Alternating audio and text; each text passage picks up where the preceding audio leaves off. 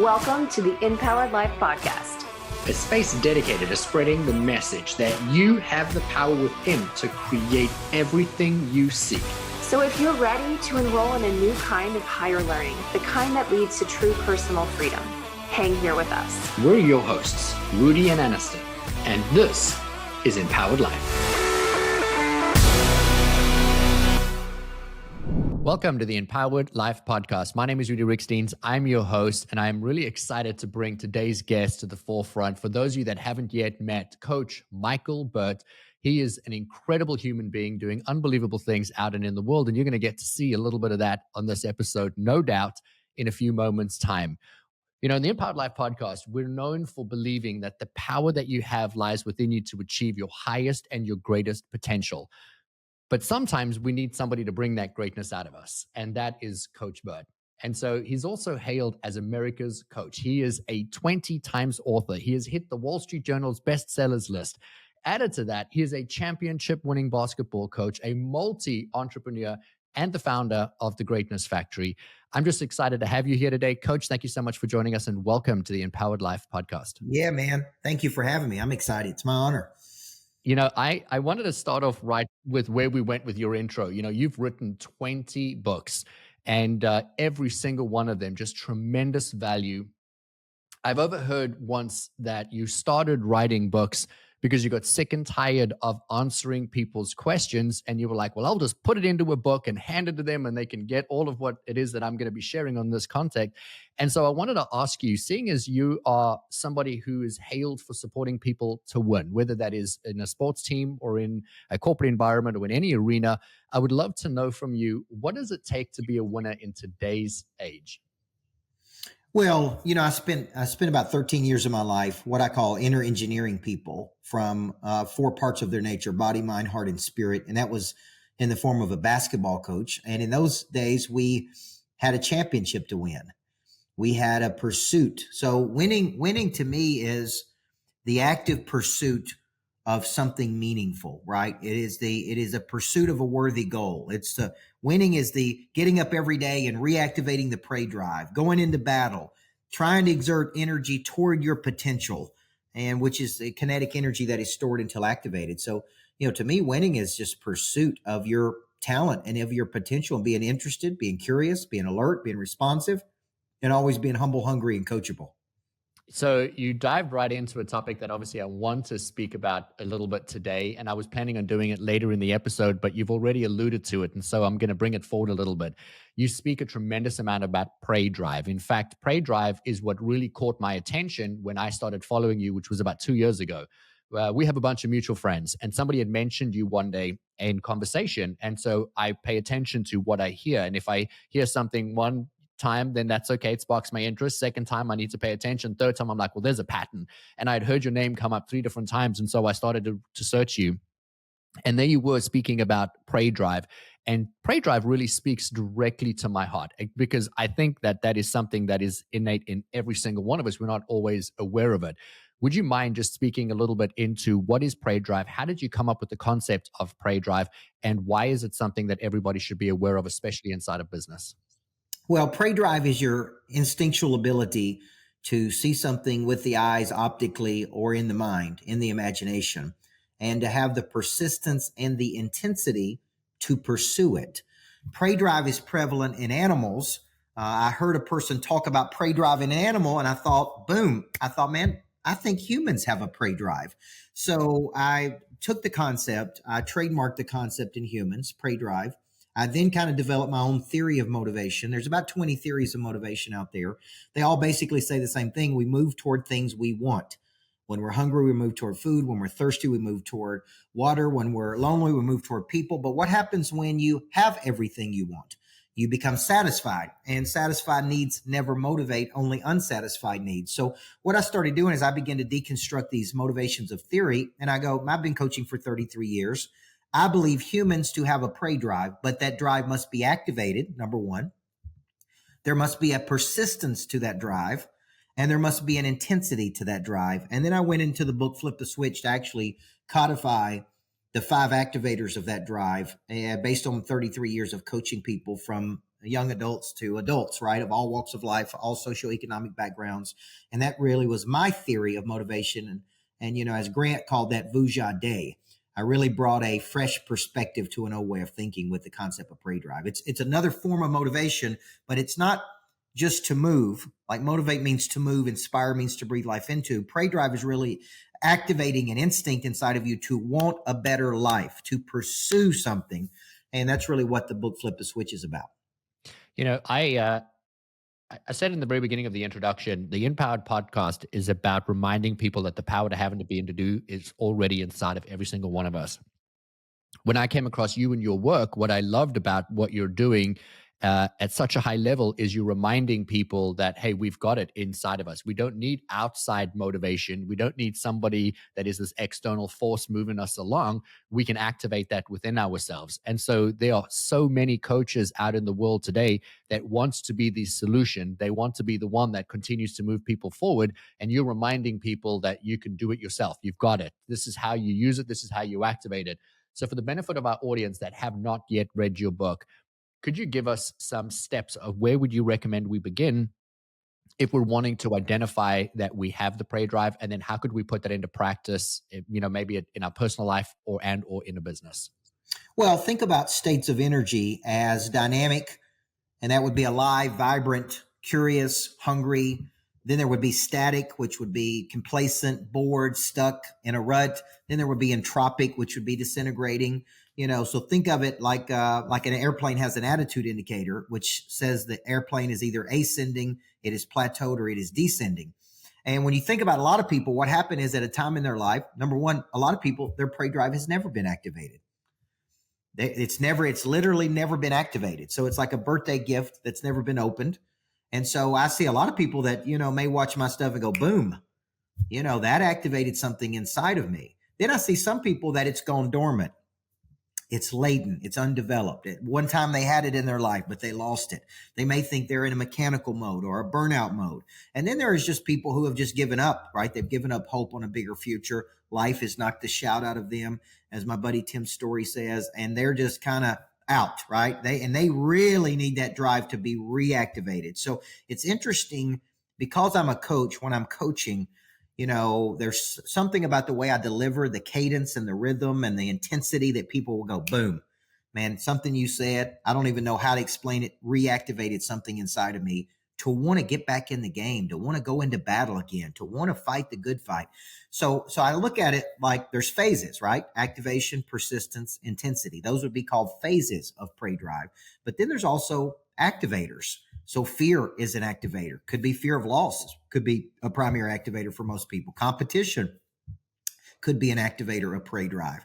Exposure. I was in Chicago speaking this week, and I don't know how, if you're in downtown Chicago and the river's running through the city and the buildings and the architecture, I don't know how you couldn't be activated, right? It's like boom, let's go.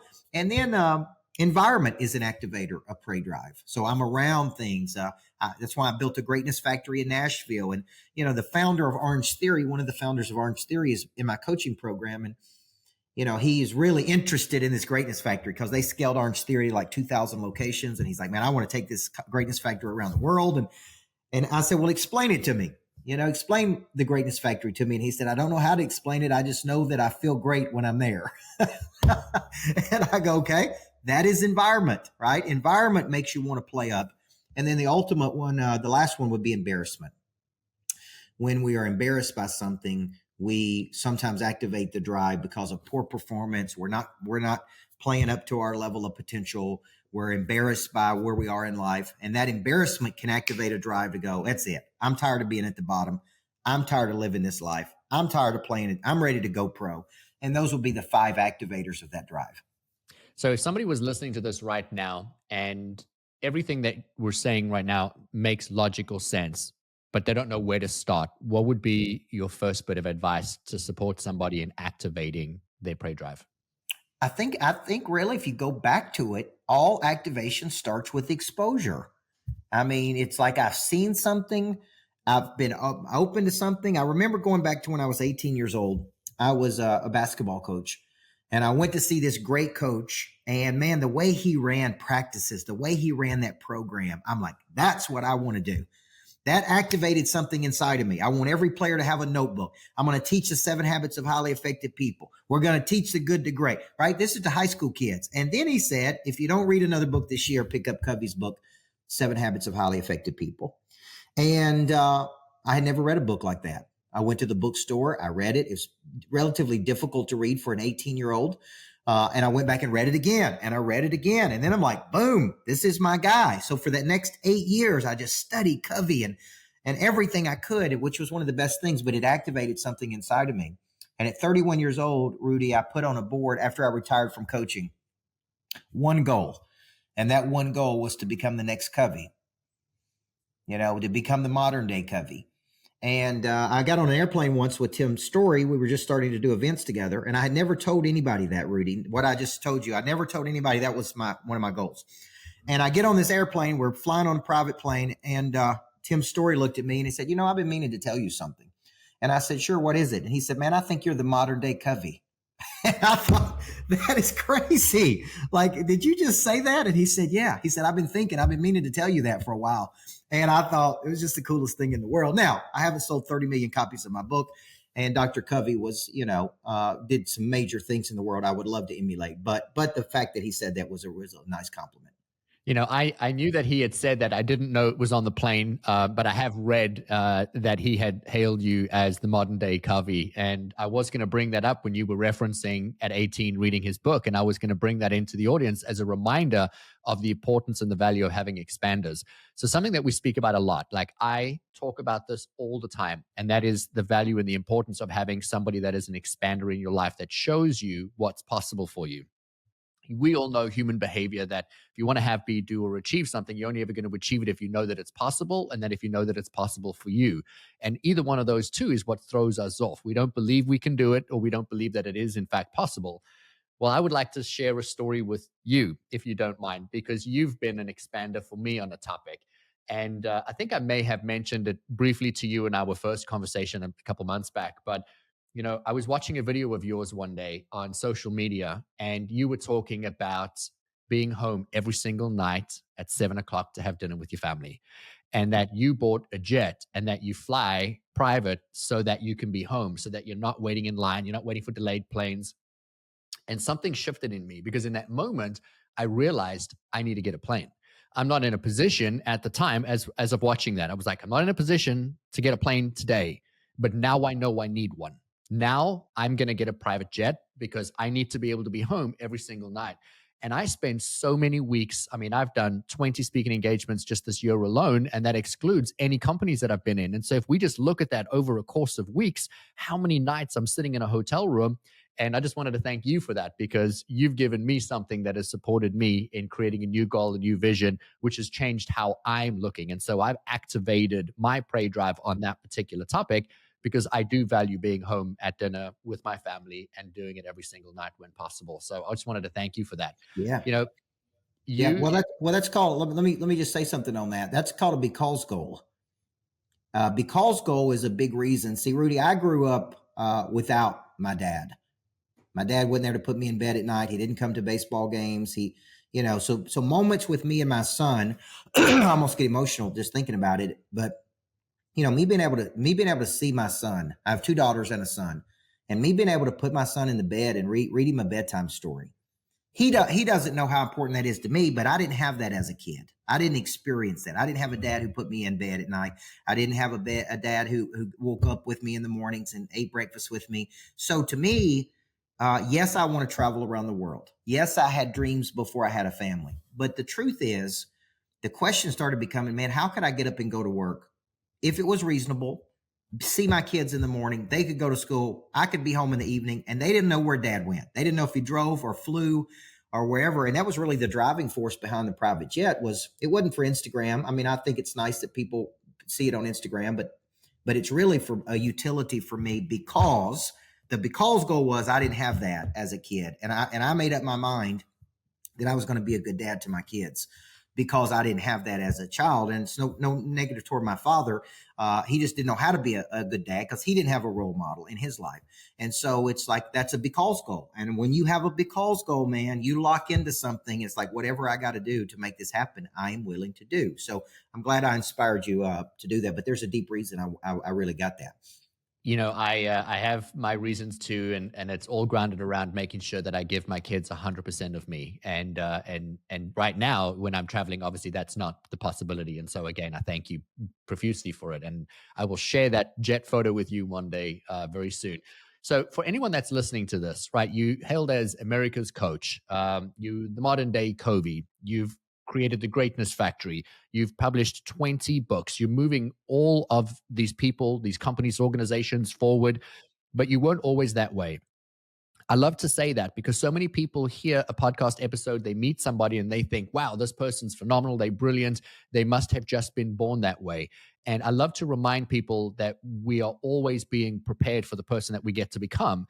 I know that there was a story that you have publicly shared of you sitting with your friend. The two of you were coaches. You were the coach of the women's basketball team. He was the coach of the men's team. You guys had just had a winning game. The two of you were licking your wounds, sitting on the back porch. And in that moment, you had this realization and you turned to him and you were like, man, would you want to be a player for you? And he was like, definitely not. No, I wouldn't. And you were like, no, me either. And in that moment, you realized you weren't being the coach that you aspired to be. I would love it if you could start there, because I think so many people talk about their tremendous successes, but they don't talk about what got them to the successes. And I think that's such a beautiful story of how you articulate taking where you were to get you to where you are today. Yeah, the first, you got to remember, and for the audience, I became a head coach at 22 years old. So I was young, I was overconfident. I thought I had a chip on my shoulder. I wanted to prove to the world that I could do this. And man, I was extreme. And I was motivated through fear a lot when I was a player. And I just thought that's how you motivate. There's consequence-based decisions. You motivate through fear, and that's how you control what's going on. And so for the first 3 years, I went 13 and 16 my first year. That's 13 wins, 16 losses. Then I came back and went 18 and 10. And then I came back and went 28 and 3 my third year. But I couldn't break through a ceiling. And it was because the more intense I became, the more negative I became. And sitting on that patio that night with my best friend, still my best friend to this day. He actually pays me to be his coach. Both of my best friends pay me to be their coach, which is a super cool thing.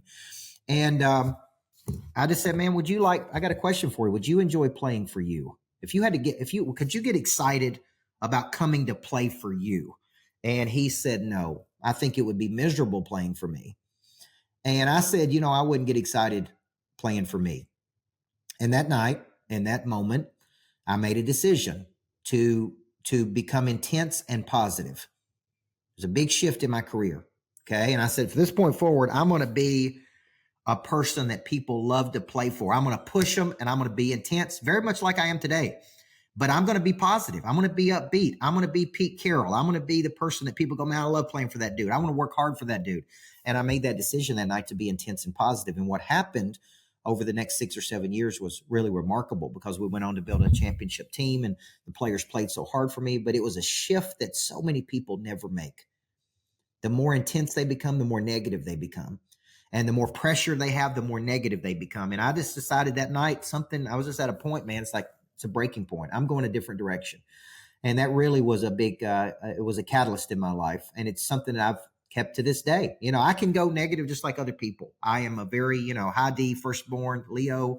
I can be negative just like other people can, but I catch myself now. And I've been coached by some of the best people in the world in how to stay out of catastrophizing, how to get into mental creation to physical action, how not to go to negative town. And we call it the sewer cycle versus the success cycle. And we want to stay in that success cycle. So the reason I asked you that question is because there are so many leaders out there right now that are either new leaders or the pressure's really on them based on just where we are in business today. And so they lead with tremendous amount of fear. And fear is a very, very powerful motivator, but it's a very short-lived motivator. And you can only be motivated through fear, for a very short period of time. If you say, if you don't do this, you're not going to be around, but people do motivate that way, or this is the expectation or else. And, I see that come up so often where people are living, a certain character when they're at work. And I would love to know, what are you seeing and how easily can people shift from that? Because we can be different people in different environments, but we're just so often the same person all the time because that's who we've always been. But it doesn't mean that's who we always have to be. Yep. Well, I run a coaching business that has probably all in, I have to say, a couple thousand clients a month. And I see every side of human emotion. I see a lot of fear. I see people contracting. I see people that live in constant fear and worry and anxiety. I see people, obviously want to be something, but not have the courage to move toward that something. So I kind of see everything, right? It's like, how do I get people from A, where they currently are, to B? And to use a Sullivan term, that's why I love the 4 C's with Sullivan, is you don't wait for the courage to come before you do something. You make a commitment. And the commitment is followed up by the courage. The courage comes after the commitment. Then you learn a new skill, and then you have a new confidence. But so many people just stay where they are, and they can't get out of that to get to the next level. And then they start building an identity, right? And if you study the top habits of the top 1%, which I write about in the book, Flip the Switch, most of those people have developed a very strong identity at some point in their life that cannot be broken by other people, cannot be broken by external factors. And it's like Dan Martell asked me when I think he and I were doing a podcast a few weeks ago. I was telling him, man, the greatness factory has been a little scary for me because of how expensive it's been to build. And it just never seems to end. It's like, man, this is scary because it's a big investment. And he said, go back to a time in your life when your back was against the wall that you didn't figure out a way to win. And I thought, now that's a good, he's like, when your back's against the wall, coach, you always find a way to win. And that's the thing you need to know. Well, that comes from identity.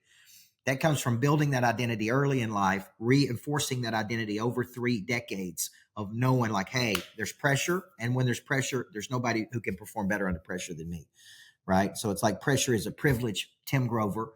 And it is a privilege because greatness needs an event. Like, the only way for us to know people are great is there's got to be an event that shows us. It's why we have Super Bowls. It's why we have NCAA championships. Well, in the business world, we need some event that shows us that you're great, that exposes how great you are. And that's what I think about. I see a lot of people under pressure. They just can't handle that pressure. So they contract. They typically go back to something very comfortable in their life. And it's sad to me because people come work with me, Rudi, and they'll say, I want a better life and I want to go at a higher level. And then over a period of time, if they can't handle that, they almost always go back to something they told me they hated just for comfort. They go back to a job they hated. They go back to something they hated. And I'm like, man, come on. You came here because you wanted to level up. And it requires a new skill set to level up. And they typically go back to an old skill set. So you and I have had very similar journeys, obviously in different industries and different experiences. But when I was 21 years old, I was managing an organization and I had 60 employees. And I had a tremendous amount of responsibility given to me when I wasn't prepared to have that level of responsibility. I didn't have the leadership skills. I didn't know how to, but I had a good heart. And so I showed up every single day with the intention of being the best I could be. And like you, I bring an intensity into every single room that I'm in. Well, I rubbed a lot of people the wrong way, thinking I was doing what I was supposed to do as the leader of the business. And I had this really embarrassing moment where the owner of the organization came in and sat me down in front of all of the employees, put a chair down and let them one by one go through and tell me what they didn't like about how I was showing up as a leader. And so when I left, I had a choice to make. I can quit, I can cry, or I can change. And so I had to change. And it became the most beautiful gift because it supported me in who I am today. I would love to know, what was it like for you leaving that porch that day with your best friend and realizing I have to create a change and I'm now going to walk in and I'm going to be intense, but I'm going to be positive? And how did you handle that transition? Because I think that's where so many people get stuck, is they've been a certain way, they want to be somewhere else, but now what do they do to be able to create that shift? Yeah. Well, I was coaching with a guy that summer, and in Tennessee, what they did is they put the top 12 players together. They called it the Nike team. It was sponsored by Nike. And then they hand selected the top 5 coaches who they thought were the best coaches in Tennessee. And so I was the head coach of that team probably 3 or 4 times. And I had this staff of assistants that were like the best people in the world. And so one guy I noticed, He was real intense, but he was real positive. And I'm sitting there watching him coach, right? And I'm exposed to this, and I'm like, man, the players respond really well to you. And he said, who said you had to go negative when you got intense? And I thought, man, this is a decision I'm making. I'm working on doing this. So a lot of it came from me, Rudi, from modeling. I would model someone. I'd go, look how that guy responds. Look how he talks. Look at the language he uses. Look at the cadence of how he communicates with the players. He would say real positive things like, man, I love coaching you. Such an honor to work with you. You're one of the best players I've ever coached. And I was like, just the vernacular that this guy used was like that. This is what I need to be doing. So I actually had a person track the positive versus negative contacts that I had in a day. Like how many positive things did I say? How many negative things did I say? And it was like, I kept a tally. And at the end of the day, it's like, hey, you said 25 negative things and you said 50 positive things. So it's 2-to-1 ratio. And I'm like, okay, I need to keep improving on this to where it's 3-to-1 or it's 4-to-1. And that's kind of how I brought a higher awareness to my positive versus negative, because coaches are intense. They create tension. Like that's one of the things they're really good at. And that's what causes a person to take action, because sometimes where there's no pain, there's no change. And so I wanted to create that tension to want to be better, but I wanted to do it in a way they go, man, that dude loves me. He really wants me to perform at a high level. He wants my best interest. And that's really what I shifted to. So what I want everybody that's listening to this episode to take from that, if they don't go back and re-listen to it, which I recommend, is that you took a level of accountability for your behavior at a high level that so many people would be very scared to do. Coach, what you did was you enrolled somebody on your team to hold you accountable to being that way, and then to give you the data to show you, how am I being, black and white? Did I achieve my goal today? Yes or no? And so many people want to achieve something different, but they don't want somebody to tell them that they're doing good or they're not doing good. And I think that's the difference between creating that, is when you can see the actual data. Now, I know that you've referenced being a positive leader to be somebody that's coming in with intensity, but also with kindness and compassion. You've mentioned Pete Carroll twice on the episode so far today, and he is a leader that has always led like that. Players always, talk about how he is uplifting, motivating, inspiring the leaders, but holds them to like the impossible standard, which is something that I love. But I know that you are a very intense man. I know that you expect a tremendous amount from the people that work with you, and that you're also now doing it with a tremendous amount of kindness and compassion.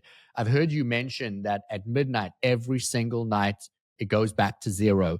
I would love for you to speak into what does that mean? Why do you manage your company or your team that way? And if somebody were to take that into their life, not even into their business, just into their life, what would be the change that they would see?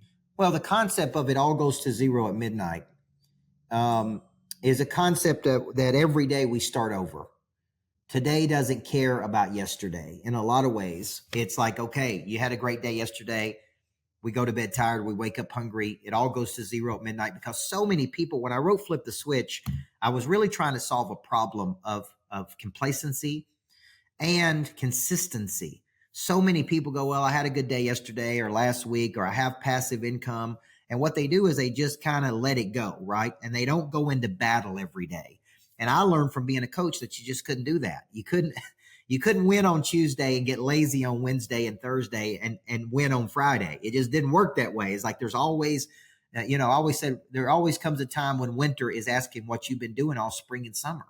And winter's always coming, right? Just look at the United States and the economic cycles every 10 years, where there's prosperity, then there's dark times, then there's winter, and then it's hard. And it's like, man, we got to go to bed tired and wake up hungry. And that is something that people lose in their life.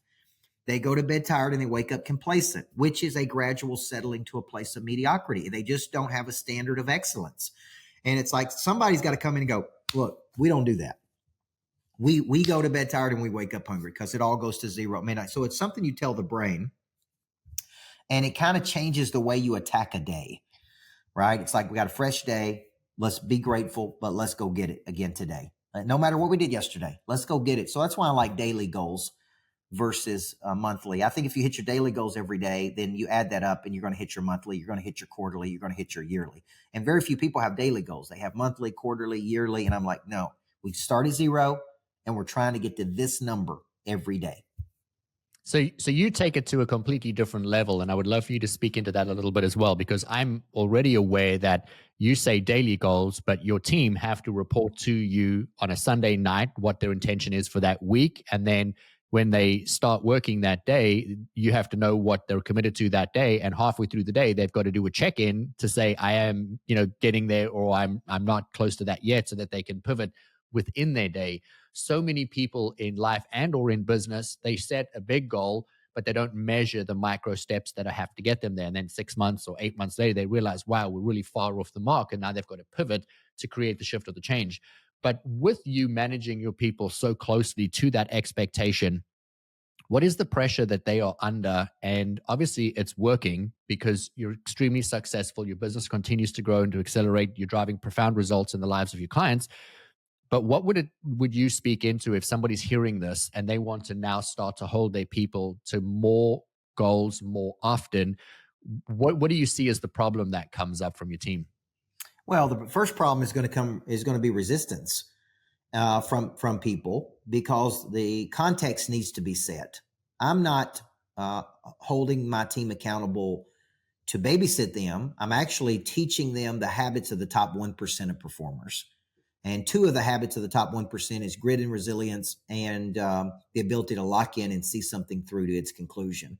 And so when I first started this, one of my team members said, I know you do this. I know you spend hours planning your week. I know you prepare like an animal. I know you do this. And he said, now why should we have to do it? And I said, well, I mean, you're not doing it for me.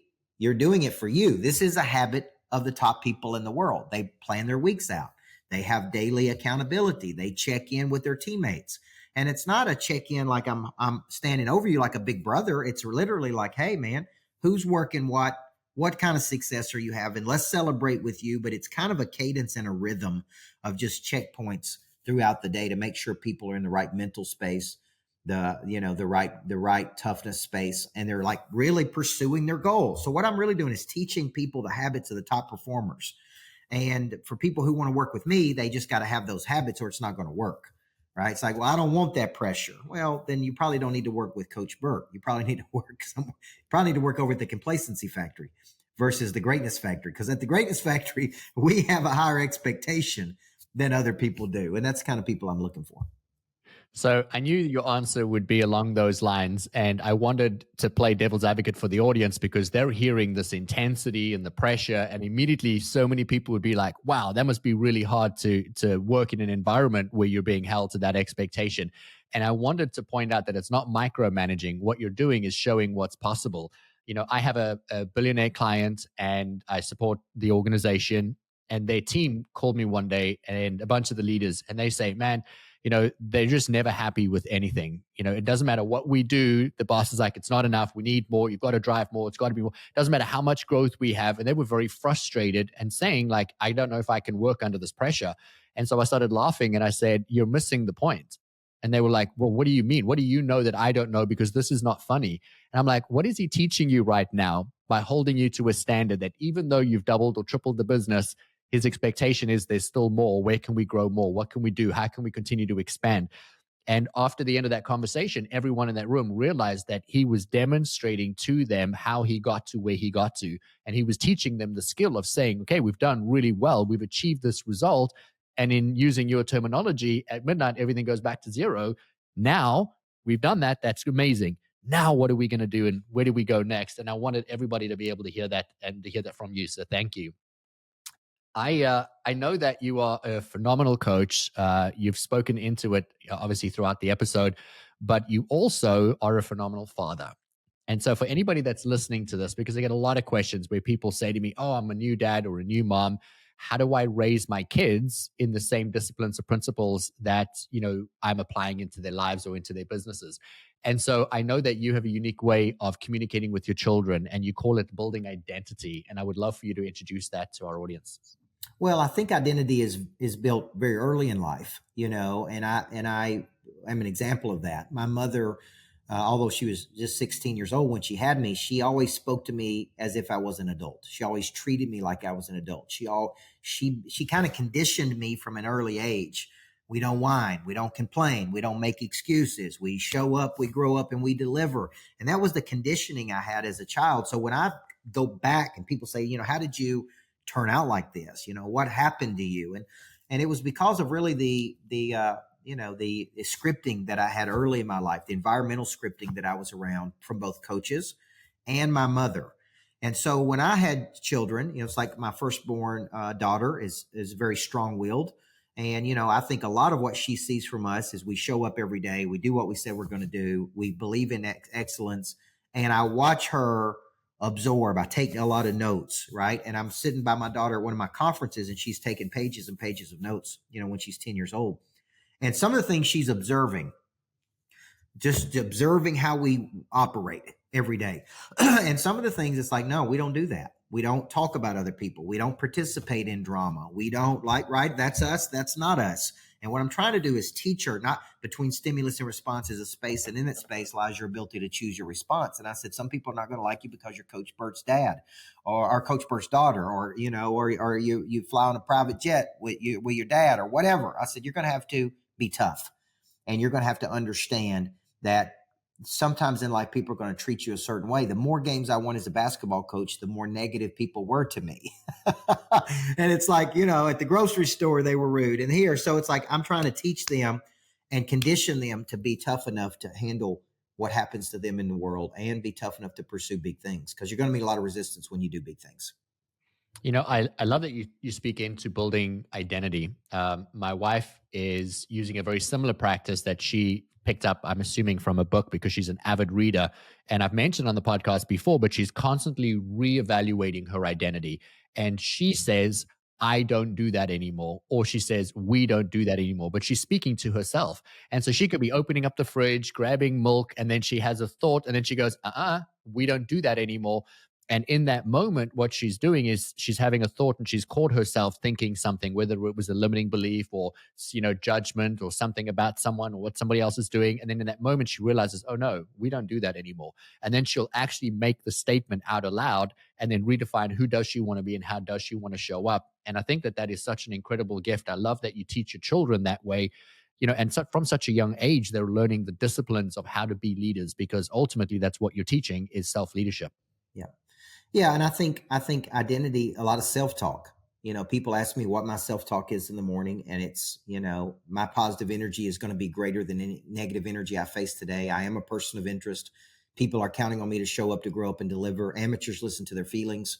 Professionals do not listen to their feelings. There's a self-talk that I use, because after 33 years of doing this, right, I face the same thing other people do. It's like, what activates my prey drive? What is the next level 10 opportunity for me?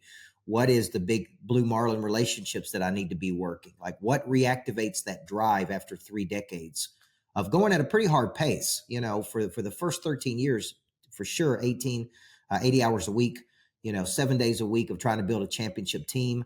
And people ask me what's different about my new role. And it's like, well, I get to choose which 80 hours I work.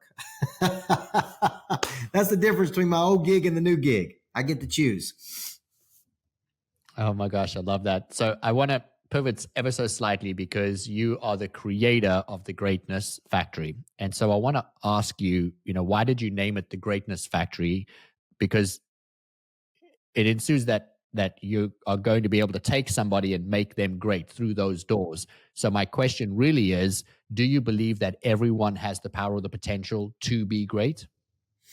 I think that people have the seeds of greatness in them in their own way. I think they have to be awakened to that. I think 8 to 10 people can't tell me what their talents are, what their primary skills are. They've never been in situations to be educated and really grown as people. But I do think that the concept came from parents bringing me their kids at 14 years old and said their daughter had potential. And I would say, thank you for bringing your daughter to the Greatness Factory, where we are going to manufacture her greatness. And I would spend on average 5.5 hours a day, daily, with those kids.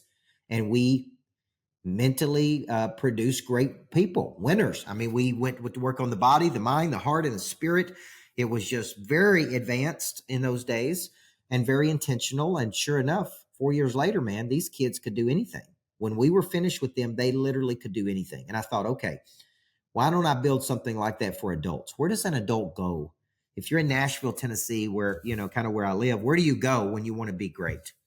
What do you go do? There's really nowhere to go. You go to a conference, you go to a workshop, you go to this, but like, what if you could work at a place that, curated excellence? What if you could work at a place where other people wanted to be great? What if you could work at a place where you got access to coaching and environments and monthly events, and it stimulated you to really pursue your greatness? And that's really why I built the Greatness Factory of Nashville. So for somebody that is in the Nashville area or is looking to up-level their life, what would they gain by coming to visit? How does it work? Could you speak into a little bit? Because I know that this has been a tremendous investment, over $7 million to put this together. You've got 109 seats. It's an incredible custom-built auditorium. But how would we utilize it? Well, today I did, if you're a member, the memberships start at $500 a month. They can work in the co-working space, but every member gets access to coaching. So they get into my weekly coaching programs. Today I did a go to bed tired, wake up hungry sales rally. So every member gets access to my coaching. They get to come to my 1-day boot camps at no cost as part of their membership. So there's co-working with coaching. That is really the separator between our place and all of these other places. So then it moves up to private suites or private offices. Those are called members. Those members get access to the amenities like the theater, the podcast studio, the Dream Foundry, the Money Lab. So there are private offices for rent on level 2, and then you go up to level 3 and you have 109 person state-of-the-art theater. You've got state-of-the-art podcast studios. You've got really cool rooms to meet, Money Lab, the Dream Foundry. That's all rentable space for people on the outside of the Greatness Factory, but also members get to enjoy the benefits of being members there, either at discounted rates for those amenities, or all they have to do is pay for the engineers or the technicians, to be able to use my theater, which we typically rent between 10 and 20,000 a day. All you have to do is pay the engineering fee to be able to use the theater if you're a member there and you're on level 2. And so I think it's a really cool place to work, to learn, to grow, and to connect. I love it because, you're speaking into who you are about creating the right environment for where you can achieve greatness. And I want to just touch on, because I pay attention to micro information, and I'd asked you a question, do you believe that people all have the ability to be great? And your response was you connect and support people to achieve their greatness. And that was the genius that lies in the answer. Because I do believe we all have our own level of greatness, our highest and our greatest potential. And so, we have a lot of people that are business leaders that listen to the podcast. Not everybody, but we have a lot of business leaders. And I want to just touch on a topic that I've overheard you speak about a number of times. And that is that, in sports, so many people would work on a defensive plan, and you came out as a coach, which what made you a winning coach is to come out and to create an offensive strategy that crippled your competition. And that was the terminology that you used. Like, you actually scared the daylights out of them as you came out of the gates. And now you've been able to take that logic and apply it into business. But for anybody that's listening to the episode, as I turn it over to you, Coach, I don't want people to listen to this only in the context of business, because we can also have an offensive strategy in our life and attack life, as opposed to, defend what's happening and living a default life. So could you speak into a little bit about what would it look like to pivot from defense into an offensive, business and or lifestyle? Well, it's really to go from, mental creation to physical action, and to create, to see yourself as a person who can create opportunity, create leads, create partnerships, create, whatever it is you want to create. So offense is getting up every day and being intentional, right? It's getting up every day and playing the game. Like, this is why I have a selling system. This is why we generate leads. This is why we follow up like we do. This is why we work the system, because what we're trying to do is create opportunity, create strategic partnership. And I think so many people wake up and they play a defensive posture. And I always say defense has never won championships, right? Offense wins championships. And a lot of people think, well, I need to play defense. There is risk. There is a risk mitigation. There are times in life where we have to protect our hedge our risk. But at the same time, so many people wake up and just go at a nominal pace. And that's not playing offense. It's like, we're going to set aggressive targets. We're going to pursue those targets. We're going to learn how to get down to the daily activation of that prey drive. We're going to practice what we preach, and we're going to go out and create. We're going to show people that they can do it. And I think a lot of people just don't know how to do that. And right? A lot of the books that I write, whether it be $1 Million Follow-Up or From A to B or Flip the Switch, it's really teaching a person how to create and play offense versus sit in a defensive posture and just wait on things to happen. I say, Newton's law, objects at rest stay at rest unless acted on by an outside force, right? And that's why, it's why I believe in follow-up. It's why I believe in going the distance. It's why I believe in a lot of the things that I do is pure creation. And, I want to bring the audience in a little further, because at the level that you were already at in your life and your business, you still do the follow-up. You still take the calls. You're still in the hustle or the grind of the day-to-day of your business, leading by example. And I think that that's another facet that is so often missed in parenting or in personal lives and or in business, is that we get to a point where we get complacent and we stop doing it, but we still have the expectation that everybody else should be doing it to that standard. Coach, you have brought so much value. I probably talk your ear off for the next 10 hours if I was given the opportunity to do so. But I would love to just ask you if, I actually like to ask on the episode, what is a great book that you've read that changed your life?